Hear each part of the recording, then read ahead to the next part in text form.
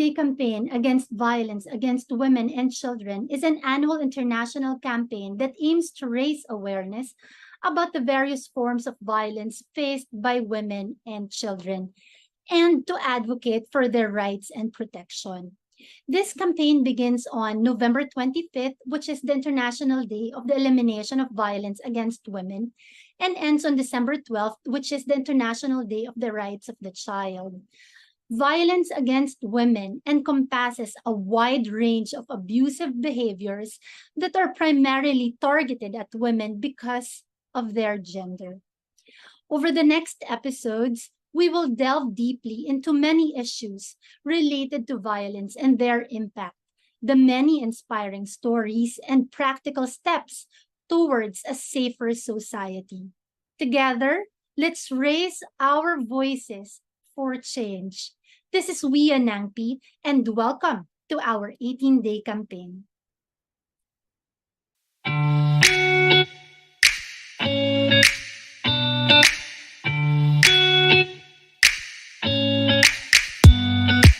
Important disclaimer. This podcast may contain content, language, and discussions that could be unsuitable for certain audiences. Listener discretion is advised. The views and opinions expressed by the hosts and guests are their own and do not necessarily reflect the views of the podcast platform. Parental guidance is recommended. Additionally, please be aware that this episode includes discussions about violence against women. A trigger warning is issued, and we encourage sensitive listeners to exercise caution. Thank you for understanding.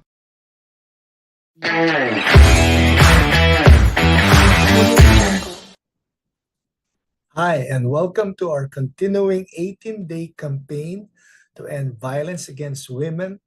This is your Davao lawyer, Attorney Blue Ventosa, as well as the member of the Board of Directors of the 𝐂𝐚𝐦𝐩𝐚𝐢𝐠𝐧 Multipurpose Cooperative, as well as chairperson of the Gender Development Committee. And I am also a member of the Gender and Development Committee of 𝐂𝐚𝐦𝐻𝐞 Network, representing Mindanao, and presently the vice chairperson of the Gender and Development Committee. As we have discussed earlier, the anti-bullying law, as implemented by the schools, whether public or private, we will go to the realm of online, which is the cyberbullying. And we will try to digress much from the too much legality, but we will go to the practical side of the said topic, and we'll try as much as possible to give examples and to give some tips on how to avoid being a victim or being a perpetrator of cyberbullying. So let's watch this presentation. So now we will continue. We are still on the topic of Republic Act 10627 on Anti-Bullying Act of 2013. And join me today, Attorney Jose Vicente Blue Ventosa III, as we will go deeper into cyberbullying. StopBullying.gov defines bullying that takes place over digital devices like cell phones, computers, and tablets. So this is how they define cyberbullying. Cyberbullying Research Center says that willful and repeated harm inflicted through the use of computers, cell phones, and other electronic devices. Essentially, it is the use of electronic communication to mirror the way a person would be bullied in real life, typically by sending messages of an intimidating or threatening nature. So what we need to know is that cyber violence and online abuse often targets women and girls. And what is illegal offline is illegal online. A considerable number of women and girls are victims of cyber violence, in particular of online sexual violence, revenge pornography, and sexist hate speech. Taking into account of gender equality, the prevention and control of cybercrime is important because it helps shape effective responses, interventions, and services to cybercrime. Victims of cyber violence are often not aware of their rights and do not know how to get help. That is why we are here today and even through after the 18-day campaign to help educate our listeners, our viewers, and all our citizenry of this cyber violence. While solutions to online violence, in particular sexual abuse against children, are available, there are gaps when it comes to responses to online violence against adults. A more integrated, gender-based approach to cybercrime should help design more effective solutions to these challenges. A stronger gender equality perspective in the criminal justice system would produce different outcomes. In some countries, criminal justice sector remains primarily a male-dominated domain, in particular with regard to high-level positions. And female criminal justice professionals in most countries appear to be underrepresented in institutions dealing with cybercrime. Other gender equality aspects, a stronger gender equality perspective in the criminal justice system would produce different outcomes, such as women and men often highlight different concerns and bring different perspectives and solutions to policy making. And there are certain crimes or types of cybercrimes which are not gender neutral. We all know that cell phones are the most common medium for cyberbullying, and around 80% of the people use this for cyberbullying. Cyberbullying is often disregarded because the online spaces removes the physical characteristic of the interaction to some point. We have here some famous cyberbullying victims like Taylor Swift, Selena Gomez, Ed Sheeran, and Demi Lovato.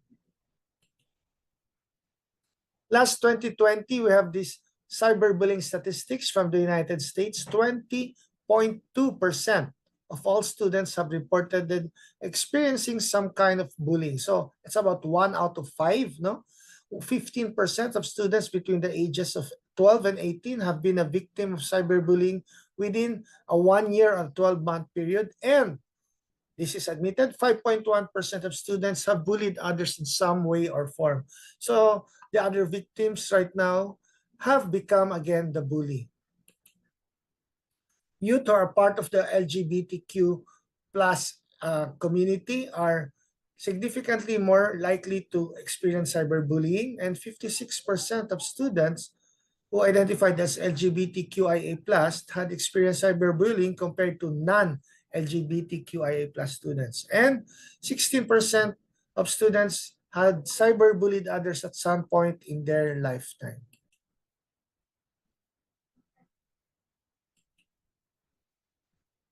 Other statistics, teachers listed cyberbullying as the top online issue for students in a survey by Google, ahead of privacy, inappropriate content, and other content. So, top 1 pala talaga ang cyberbullying doon sa States. And bullies are more likely to have problems with substance abuse and violence later in life.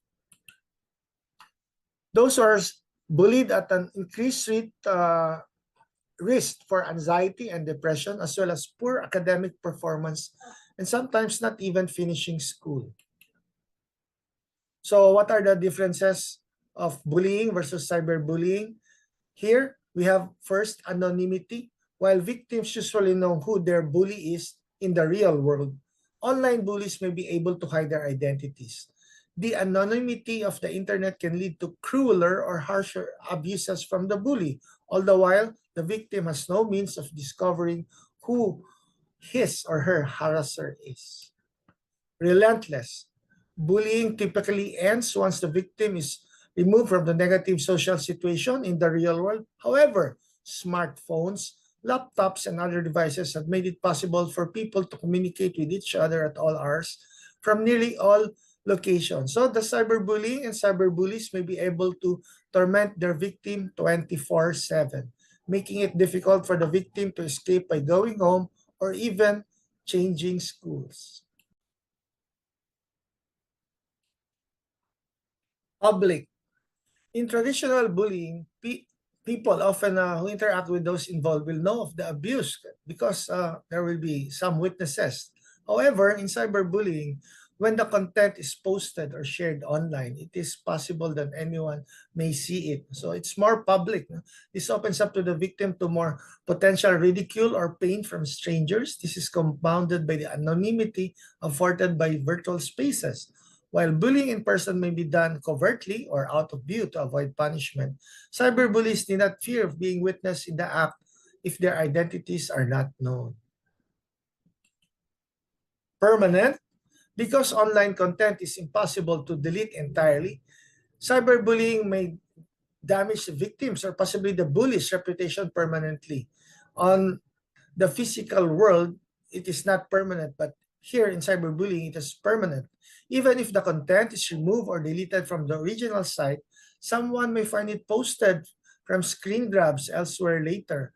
This may negatively impact future employment, college admissions, or relationships for victims and bullies alike. Easy to overlook. Cyberbullying may be harder for teachers, administrators, and parents to discover because they may not have access to students' online activities. They may not be able to overhear or see the abuse taking place. Unless someone comes forward, parents and teachers may never know that cyberbullying is already taking place. The difference in cyberbullying and bullying is clear, but cyberbullying is still bullying, and the consequences and dangers remain the same, if not increased, in their severity and duration. Even though it occurs online instead of in person, cyberbullying needs to be taken as seriously as traditional bullying. So let's watch this video. Let's fight it together.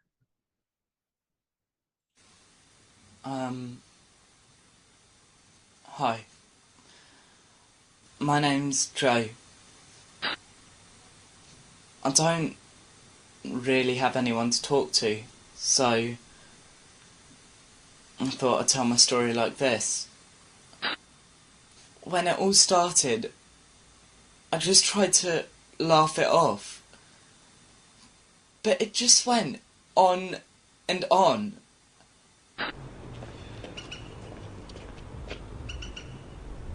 Good morning, sun.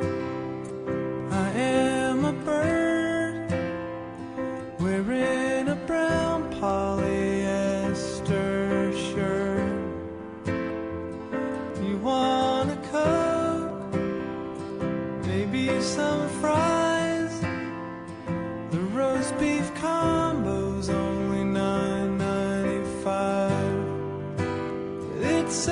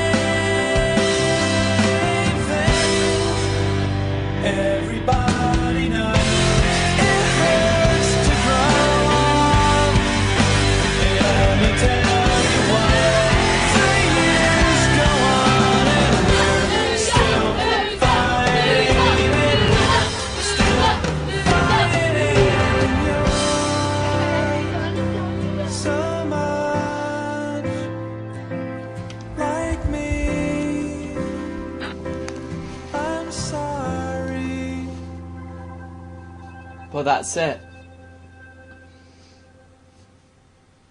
I just can't take it anymore. I thought they were supposed to be my friends, but they're all laughing at me. I've got to get them to take notice.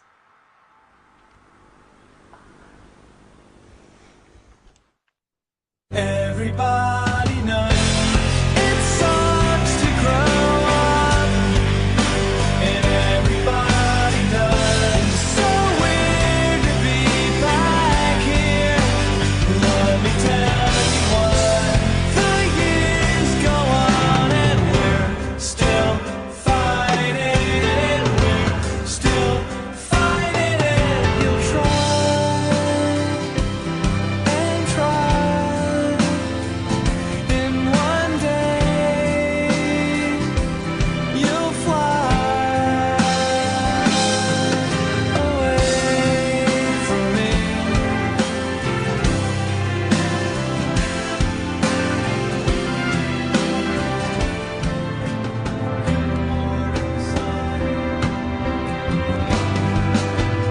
It was pain, sunny days and rain. And they'd feel the same thing. Everybody knows it hurts to grow up. Everybody knows.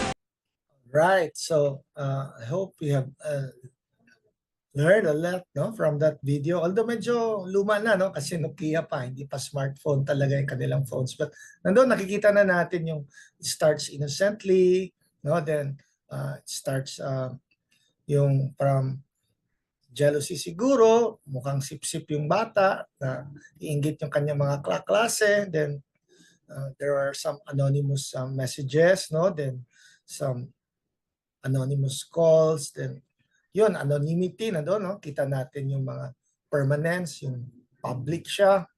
So hopefully, we'll also try to see the other examples, no, of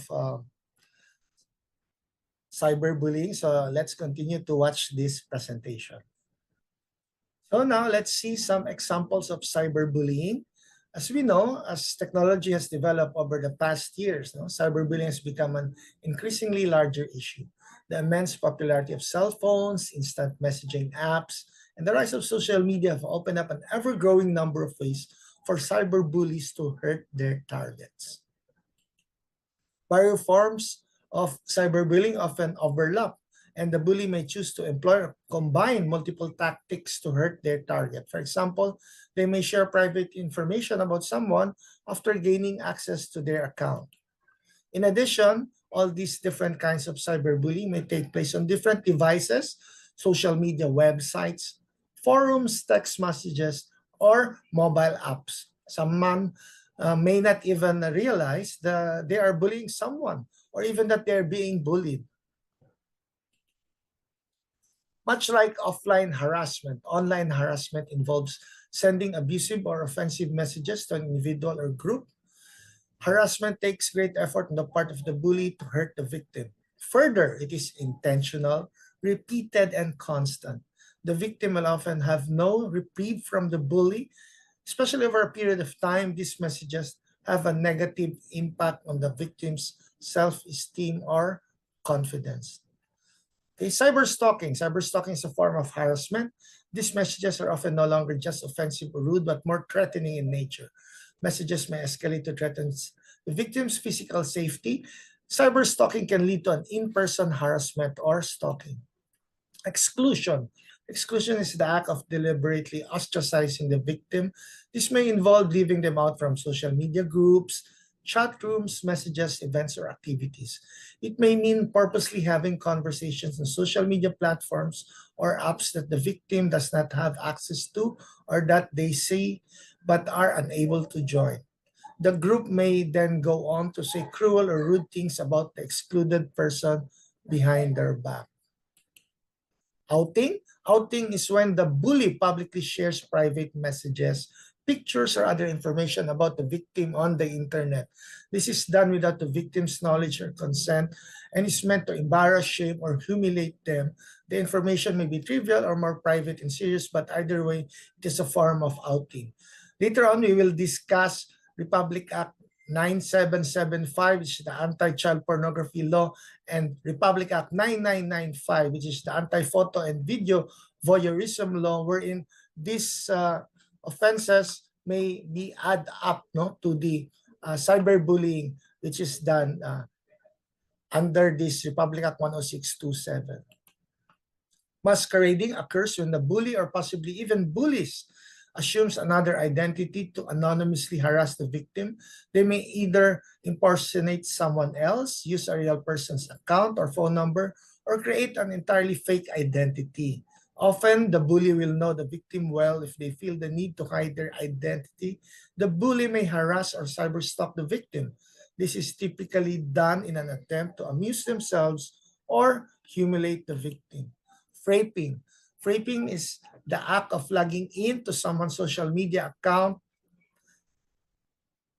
profile, and posting inappropriate content under their name. While many people consider this to be a funny joke, fraping can hurt someone's reputation, get them in trouble with family, or otherwise embarrass or harm them. So let's pause for a while and then we'll continue later on our discussion on cyberbullying.